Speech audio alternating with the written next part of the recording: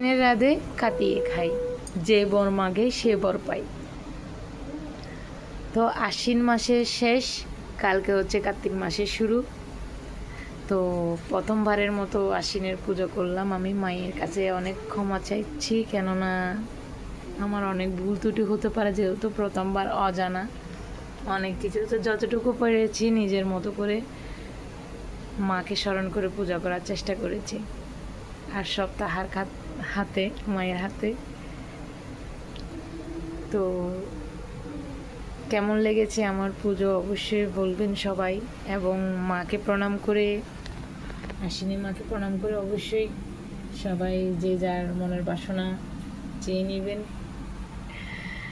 আসলে মা তো অন্তর্যামী, সন্তানদের কথা সবারগুলো শুনে চাইতে হয় না, মা বুঝে যায় কার কী লাগবে।